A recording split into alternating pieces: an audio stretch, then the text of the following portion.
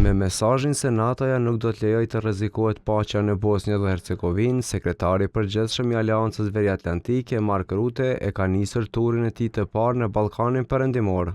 Nga Sarajeva, ai tha se Aleanca mbështet sovranitetin dhe integritetin e Bosnjë-Hercegovinës, tek shtoi se situata aktuale nuk është sikur më 1992 kur nisi lufta. Kam dëgjuar shqetësime për situatën e sigurisë, le të jemi të qartë, kjo situatë nuk është si më 1992 dhe ne nuk do të lejojmë që të krijohet një vakum i sigurisë.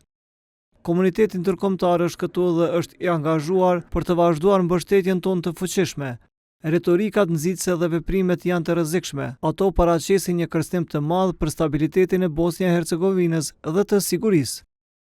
Vizita e Rutes u zhvillua në kohën kur autoritetet e Republikës Srpska, duke kërcënuar me shkëputje, kanë tentuar të ndalojnë funksionimin e institucioneve shtetërore të drejtësisë dhe policisë.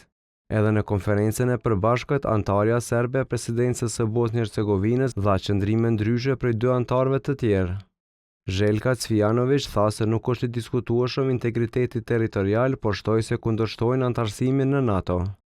Përfaqësuesi i lartë në Bosnjë, Kristian Schmid, nuk mund ta shpëtojë Bosnjën, por Republika Srpska dhe Federata e Bosnjës mund ta bëjnë këtë dhe mendoj se duhet të punojnë për këtë, të arrijmë marrëveshje dhe të jetojmë një jetë normale dhe demokratike. Në Republikën Srpska ekziston bindja se ky shtet është privatizuar në favor të një grupi dhe në dëm të dy të tjerëve përmes spekulimeve të ndryshme.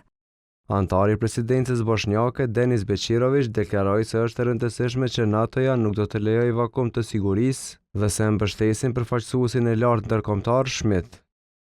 Këto janë momentet më të vështira që nga viti 1995 deri më sot kemi pasur një sulm brutal ndaj kushtetutës së Bosnjë-Hercegovinës. E vetmja që do të përfitonte nga destabilizimi është Moska.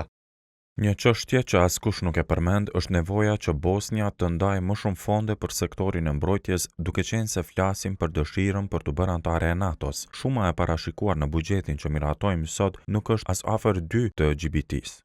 Pas Bosnjë-Hercegovinës, Rute pritet në Mbërinë në Prishtinë të hënën në mbrëmje. Policia e Kosovës ka njoftuar të hënën se do të kujdeset për ruajtjen e rendit dhe qetësisë publike gjatë kohës të lëvizjes së eskortës, tek paralajmëruan se do të kenë ndërprerje të përkohshme të qarkullimit në disa rrugë.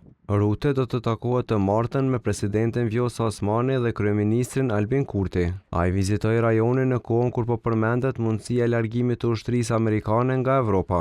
Në kuadër të misionit të KFOR-it në Kosovë, SHBA-ja kontribuon me 602 ushtarë, derisa në Sojevte Ferizaj ndodhet Bonstil, një prej bazave kryesore amerikane në rajon.